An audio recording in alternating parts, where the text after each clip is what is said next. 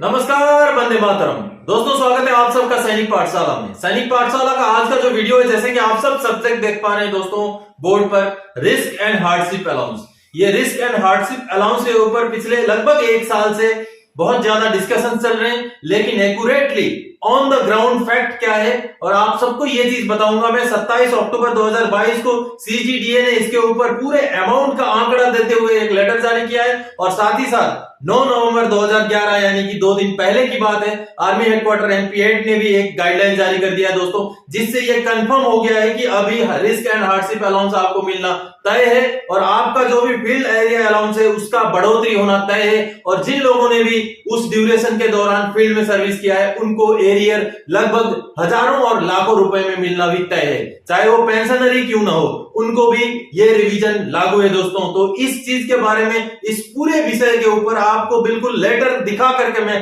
बात करूंगा, आगे समझाऊंगा क्या बढ़ोतरी हुआ है, क्या चेंजेस हुआ है। इससे पहले की वीडियो में आगे बढ़े, मेरा आप सबसे आग्रह है दोस्तों, अगर सैनिक पाठशाला चैनल को आप सबने अभी तक सब्सक्राइब नहीं किया है तो चैनल के साथ जुड़े रहने के लिए, इसका हिस्सा बने रहने के लिए चैनल को सब्सक्राइब जरूर करें और साथ ही बगल में जो बेल आइकन है उसको भी प्रेस करें, ताकि जो भी वीडियोस इस चैनल में अपलोड हो उनका नोटिफिकेशन आपको तुरंत ही मिलता रहे। तो चलिए दोस्तों आगे बढ़ते हैं। मैं आपको रिस्क एंड हार्डशिप अलाउंस के क्या चेंजेस हैं, कितनी बढ़ोतरी होगी उसके बारे में समझाता हूं।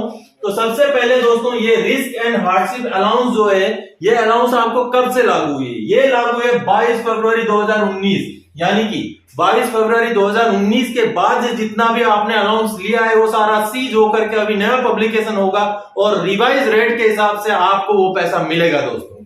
तो कैसे मिलेगा मैं आगे बताऊंगा। ये जो है अभी दो कैजुअलिटीज बन गए हैं, जितने भी छोटे मोटे कैजुअलिटीज थे, पार्ट टू ऑर्डर्स थे, जो उनके हेडिंग थे वो अभी चेंज हो गए और एक रिस्क बन गया। इस रिस्क के अंदर क्या क्या चीजें इंक्लूड हुए हैं, CMFAA, CFAA, जाफा और SCCCIA, ये सारी चीजें अभी डिस्बैंड हो गई और ये सारे होकर के अभी आ गए ये रिस्क के अंदर इंक्लूड कर दिए गए। उसके बाद HAUCA रहेगा, इसके बदले में ये तीनों चीजें जो है एबोलिश हो जाएंगी, हट जाएंगी, यानी कि HAUCL, HAUCH और HAUCS जो कि हाइट के हिसाब से मिलता था, वो सारे की सारी चीजें अभी हट जाएंगी और उनके बजाय सारा का सारा चीज इसमें आ जाएगा। उसके आगे फिर जो कॉलम रहेगा पार्ट ऑर्डर में, उसमें जो है फैक्टर लिखा जाएगा, जैसे कि R1H1, R2H2, उस तरीके के फैक्टर्स लिखे जाएंगे, जिससे पता चलेगा कि किस लेवल का जो है आपका रिस्क एंड हार्डशिप है। तो मैं आगे आपको समझाता हूं दोस्तों। जितने भी कैजुअलिटीज हैं, जितने भी आपके पार्ट ऑर्डर्स हुए थे, ये जो डेट है 22 फरवरी 2019 या उसके बाद, वो सारे के सारे कुछ पार्ट ऑर्डर सीज होंगे, कुछ part orders cancel and republish होंगे। अगर कोई ऐसा पार्ट ऑर्डर जो 22 फरवरी 2019 से पहले का पब्लिश था और उसके बाद भी था आपका, तो इस डेट में सीज होगा और इस डेट से ये नए कैजुअलिटी के नाम पर वो जो है पब्लिश किया जाएगा। इसके बारे में आपने चिंता नहीं करना है। ऑफिशियल जो स्टाफ है, जो क्लरिकल स्टाफ है या आपका जो डॉक्यूमेंट सेक्शन है, वो उसको करेगा और जैसे पार्ट ऑर्डर पब्लिश होकर चला जाएगा, आपको जो है रिवाइज रेट से आपका पेमेंट में या पेंशन में पैसा मिल जाएगा दोस्तों। तो आपको मैं समझाता हूं अभी, जैसे कि सीज होगा और कैंसिल होगा और आपका रिपब्लिश हो जाएगा नए कोर नोटिफिकेशन के हिसाब से। अपेंडिक्स जे, यानी कि जिसके बेस पे पार्ट ऑर्डर किया जाता है, उसमें अमेंडमेंट आ चुका है। अमेंडमेंट नंबर 0085 और 0089, ये दो अमेंडमेंट है, एक रिस्क के लिए, एक हार्डशिप अलाउंस, ये एक हाई एल्टीट्यूड अलाउंस के लिए दोस्तों। अब आगे बताता हूं, जो HRMS जिसमें पब्लिकेशन होता है पार्ट टू ऑर्डर, उसका भी मॉडिफिकेशन, उसका भी लेटेस्ट पैच निकल चुका है और ये जो अमेंडमेंट है उसको इंक्लूड किया गया है HRMS के 2.50.12 नंबर पैच में, जो कि अभी हाल ही में रिलीज हुआ है। अभी यूनिटो ने इस पैच को डाउनलोड करके इसको इंस्टॉल करना है HRMS में और आगे पार्ट ऑर्डर्स करने हैं दोस्तों, जिसमें उनको ये सारे कैजुअलिटीज मिल जाएंगे। आगे मैं बताता हूं दोस्तों, एक एरिया का एग्जांपल देके बताता हूं कि कितना बढ़ोतरी होगा अमाउंट में। उसके बाद लास्ट में मैं आपको यह भी समझाऊंगा कि एरियर आपको कितना तक मिल सकता है। तो दोस्तों आगे बढ़ता हूं, कारगिल एंड द्रास अगर आपका सेक्टर है, कारगिल एंड द्रास में आप नौकरी किया है या कर रहे हैं, तो उनका कितना बढ़ोतरी होगा। देखिए दोस्तों, कारगिल एंड द्रास में दो तरीके के होते हैं, एक यूनिट जो कि फील्ड और हाई एल्टीट्यूड दोनों ले रहा है, और एक स्टैटिक जो कि हेडक्वार्टर्स होते हैं। उन हेडक्वार्टर्स में सिर्फ एक ही अलाउंस होता है, वो होता है हाई एल्टीट्यूड, उसमें फील्ड नहीं होता है। तो जो यूनिटें जैसे कि हाई एल्टीट्यूड और फील्ड ले रही हैं, उनके जो उनमें जो सर्विंग है या उनमें जो पेंशनर्स ने सर्विस भी किया होगा या किसी ने सर्विस करके आज दूसरे जगह पर भी पोस्टिंग चले गए तो उनको कितना मिलेगा? उनको टोटल 27,000 जिनको मिल रहा था हाई एल्टीट्यूड और फील्ड मिलाकर उनको आज के डेट में इस रिवाइज रेट के हिसाब से 34,600 रुपए मिलेगा, जो कि बहुत ज्यादा बड़ी बढ़ोतरी। और उसी हिसाब से आप हर महीने का जितने महीने भी आपने सर्विस किया है वहां हर महीने का आप एरियर कैलकुलेट कीजिए कितना पैसा हो जाएगा। एक तो चीज हो गया ये। दूसरा, उसी लोकेशन में अगर कोई स्टैटिक फॉर्मेशन में है यानी कि हेडक्वार्टर्स में वगैरह में है तो उनको कितना मिलेगा? उनको मिल रहा था दोस्तों, पहले उनको मिल रहा था 17,300 रुपए, सिर्फ एल्टीट्यूड का अलाउंस मिल रहा था, जो कि अब मिलेगा उनको 27,000। एक हो जाएगा 9,700 R1H1 9,700 का और HAUC3 17,300 का, दोनों मिला करके 27,000। आपको घबराने की जरूरत नहीं, ये कोई हवाई बात नहीं कर रहा हूं मैं, आपको लेटर भी दिखाऊंगा, आपको कैलकुलेशन जो CGDA ने भेजा है उसको भी दिखाऊंगा अभी थोड़ी देर बाद में मैं लेटर। तो आप अपना एक कैलकुलेशन लगा लीजिए, जो 27,000 आप ले रहे थे उसमें 34,000 हो जाएगा, जो कि R1H1 हो जाएगा। वो जो एरिया है कारगिल एंड द्रास सेक्टर का जो यूनिट लोकेशन, जो मूविंग यूनिट लोकेशन होते हैं वो R1H1, दोनों चीजें R1H1 कहलाएंगी। चाहे आपका फील्ड एरिया अलाउंस है वो भी R1H1 और चाहे हाई एल्टीट्यूड अलाउंस है वो भी R1H1, और R1H1 का रेट हो जाएगा 17,300 17,300 दोनों को ऐड करके 34,600, जो कि पहले था 9,700 और 17,300 मिला के 27,000। तो अभी ये बढ़ के हो जाएगा 34,600। और दूसरा जो था वो था 17,300 सिर्फ हाई एल्टीट्यूड का, अभी वो हो जाएगा R2H1 9,700 और जो हाई एल्टीट्यूड है HAUC3 वो 17,300 यानी कि 27,000 रुपए। और इसमें लगभग आपका हो रहा है कितने हजार का फायदा आप देख लीजिए दोस्तों, इसमें लगभग 7-7,500 का फायदा, और इसमें जाकर के लगभग 10,000 का फायदा हो रहा है जो ट्रूप्स काम कर रहे हैं वहां या जिन्होंने भी उस जगह पर सर्विस किया है। आगे मैं बारामूला का बताता हूं दोस्तों। बारामूला में SCCIA फील्ड 9,700 था और HAUC1 2700 था, जो मिलाकर के 12,400 बनता था। अभी वो हो जाएगा 20,000, जिसमें R1H1 फैक्टर एक होगा 17,300 का और दूसरा हो जाएगा R3H2 जो कि 2700 ही रहेगा। लेकिन R1H1 हो जाने की वजह से बारामूला सेक्टर उसमें बढ़ोतरी होगी 17,300 और 2700 मिलाकर के 20,000, लगभग इसमें 8,000 रुपए का बढ़ोतरी। उसके बाद अगर उसी लोकेशन में बारामूला में ही अगर कोई स्टैटिक फॉर्मेशन में स्टैटिक यूनिट में काम कर रहा है तो उसको सिर्फ मिलता था 2700 रुपए, जो कि अभी बढ़ करके हो जाएगा 12,400 रुपए। वो कैसे होगा? R2H1 का 9,700 और आगे जो है 2700 रुपए R3H2 का, दोनों का मिलाकर के 12,400। कहां 2700 कहां 12,400, लगभग 10,000 की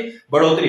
तो उसी हिसाब से जब बढ़ोतरी होगी, नया पब्लिकेशन हो जाएगा, पार्ट ऑर्डर पब्लिश करके भेजा जाएगा और पैसा जब रिलीज होगा तो आप सोचिए अगर वहां आपने 6 महीने भी नौकरी किया होगा तो लगभग 60-70 हजार का आपका अमाउंट एरियर आएगा। और अगर किसी ने 1-1.5 साल 2 साल किया होगा तो आप सोच के देखिए लाखों के उसमें अमाउंट आएगा, और ये फैक्ट है, आना ही है। मैं आपको आगे लेटर दिखाऊंगा। और सबसे पहले मैं थोड़ा सा आपको एरियर का कैलकुलेशन करके दिखाता हूं, ऊपर वाला हिस्सा मिटा करके इसमें मैं आपको एरियर लगभग कितना होगा उसका कैलकुलेशन करके दिखाऊंगा। उसके बाद आपको आगे लेटर्स दिखाऊंगा, जिस लेटर्स के बेस पे मैं ये बात कर रहा हूं। आर्मी हेडक्वार्टर MP8 का 9 नवंबर 2022 यानी कि 2 दिन पहले का लेटर, और CGDA यानी कि controller general of defence account का 27 अक्टूबर 2022 का लेटर। दोनों लेटर मैं आपको स्क्रीन में ले जाके दिखाऊंगा। सबसे पहले मैं आपको कैलकुलेशन करके समझाता हूं कि आपको एरियर कितना मिल सकता है। तो दोस्तों अभी तक आप सबने ये देखा कि कितने की बढ़ोतरी होगी। अभी आपको मैं जैसे कि ऊपर आपको एक रफ सा कैलकुलेशन में दिखा रहा हूं। जैसे कि पहले वाला जो था उसमें जो रिवीजन हो रहा था वो 27,000 से 34,600 हो रहा था, जिसमें डिफरेंस हो रहा है 7,600 का। दूसरे में हो रहा है 9,700 फिर 7,600 फिर 9,700, तो 7,600 और 9,700 का डिफरेंस आ रहा है। आप उसके बाद नंबर ऑफ मंथ्स आपने कितना सर्विस वहां किया है उसको इंटू कर लीजिए। जैसे कि अगर आपने 6 महीना किया होगा तो इसके साथ 6 महीना लगा दीजिए, जो अमाउंट आता है 7,600 इंटू 6, या तो फिर आपने मान लीजिए 1 साल किया होगा तो 12 इंटू करके लगा दीजिए। जैसे कि मैं रिटायरमेंट होने से पहले मैं ऐसे ही एरिया में था जहां मैंने फील्ड में सर्विस की थी, और वहां मेरा लगभग 7-7.5 महीने का है। तो मैं उस हिसाब से मेरा ये बढ़ोतरी, मेरा जो एरिया था वो उस हिसाब से बढ़ोतरी ये है। तो मैंने अगर 7.5 महीना किया है तो 7.5 इसको इंटू करके लगाऊंगा तो लगभग आप लगभग 60 से 70 हजार रुपए का एरियर मुझे भी मिलेगा। तो ऐसे बहुत सारे पेंशनर्स भी हैं जिन्होंने उस डेट के बाद, जो कि मैंने आप सबको बताया था दोस्तों 22 फरवरी 2019 के बाद जिन्होंने भी सर्विस किया है उन एरियाज में, उनको ये बढ़ोतरी लागू है और आपको लाखों के अमाउंट में एरियर मिल सकता है। आपने जितना ज्यादा सर्विस किया है आपका उतना ज्यादा एरियर मिलेगा दोस्तों। अभी चलिए मैं आप सबको कंप्यूटर स्क्रीन में ले जा करके दोनों लेटर्स दिखाता हूं। उन दोनों लेटर्स देखने के बाद आप कंफर्म हो जाएंगे कि हाँ ऑथेंटिक है और सही जानकारी आपको ये मिली हुई है दोस्तों। तो दोस्तों सबसे पहले मैं दिखा रहा हूं आपको आर्मी हेडक्वार्टर का वो लेटर जिसमें आप सब देख पा रहे हैं 9 नवंबर 2022 का लेटर है। और ये लेटर जो है इसका हेडिंग देख लीजिए, अमेंडमेंट नंबर 117 टू अपेंडिक्स जे, आगे रिस्क एंड हार्डशिप अलाउंस, ये देख रहे हैं दोस्तों आप। इसमें आगे देखिए अपेंडिक्स जे का अमेंडमेंट नंबर 85 और 89 जिसमें रिस्क और HAUCA हो गया है, ये सारे अलाउंसेस अबोलिश हो गई हैं। आगे देखिए ये अभी कैंसिल एंड रिपब्लिकेशन होना है और आगे देखिए कब से होना है, 22 फरवरी से, ये सारी चीज़ें इसमें हैं। उसके बाद आप सबको मैं बता दूं ये कैंसिल एंड रिपब्लिश जो है 22 फरवरी 2019 के डेट से होना है।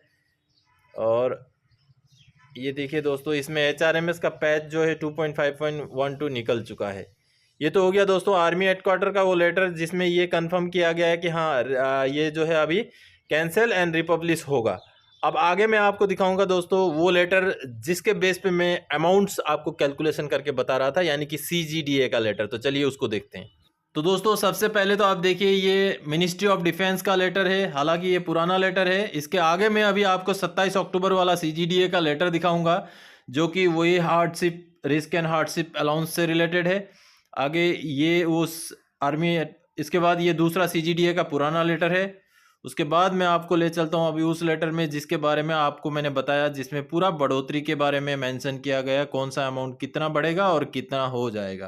तो देखिए दोस्तों यही है वो लेटर 27 अक्टूबर 2022, जैसे कि आप सब देख पा रहे हैं। PCDO पुणे को, ऑल रीजनल CDS को और ITSDC को भी दिया गया है। जैसे कि हेडिंग आप सब देख पा रहे हैं रिस्क एंड हार्डशिप अलाउंस के ऊपर है। और ये इसका जो टेबल है जिसके बेस पे मैंने आप सबको ये जानकारी दी थी वीडियो में, वो टेबल मैं आपको अभी दिखाता हूं दोस्तों, जिससे आपको पूरा क्लियर हो जाएगा। ये हो गया ऑफिसर्स के लिए। और नीचे जो JCOs का ये देखिए दोस्तों, JCOs का जो है ये JCOs का है जो कि 27,000 बढ़ के 34,600 हो जाएगा, 17,300 बढ़ के 27,000 हो जाएगा और आगे जो 12,400 है वो 20,000 हो जाएगा और जो 2700 बढ़ के 12,400 हो जाएगा। ये कैलकुलेशन जो है ये बारामूला और कारगिल और द्रास का एग्जाम्पल के तौर पे दिया गया है। ऐसे और भी जितने भी टेबल में जितने लोकेशन है उन लोकेशन के हिसाब से जो भी उनका फैक्टर बैठता है, चाहे R1H1 बैठे, चाहे R2H1 बैठे या तो फिर R2H3 बैठे, जो भी बैठे उस हिसाब से उनका बढ़ोतरी होगा और उसी हिसाब से आपको बढ़े हुए अमाउंट के हिसाब से आपको एरियर मिलेगा दोस्तों। तो दोस्तों अभी जैसे कि आप सब ने लेटर्स देखे उससे आप सबको अभी कंफर्मेशन मिल गया होगा कि जो बढ़ोतरी होनी है उसका फाइनल हरी झंडी मिल गई है और अभी रिस्क एंड हार्डशिप अलाउंस का रिवीजन हो जाएगा, कैंसिल और रिपब्लिश हो जाएगा और जिनको भी ये बढ़ोतरी लागू था उनके अकाउंट्स में पैसे आ जाएंगे अगले 2 या 3 महीने के अंदर, क्योंकि उतना समय तो लगेगा पार्टी ऑर्डर्स हो करके, प्रोसेसिंग हो करके पैसे रिलीज होने। तो दोस्तों रिस्क एंड हार्डशिप अलाउंस के ऊपर बहुत सारी क्वेरीज थे, बहुत सारे कंफ्यूजन चल रहे थे, जो कि अभी फाइनल डिसीजन आ गया है, वो कैंसिल रिपब्लिश होगा और आपको जो ड्यू पैसा मिलना है वो अभी आगे आने वाले समय में मिलेगा। तो ये थी जानकारी इस वीडियो में। आगे और कोई जानकारीदायक आपसे सरोकार रखने वाला विषय लेके मैं फिर से हाजिर हो जाऊंगा। तब तक के लिए जय हिंद दोस्तों।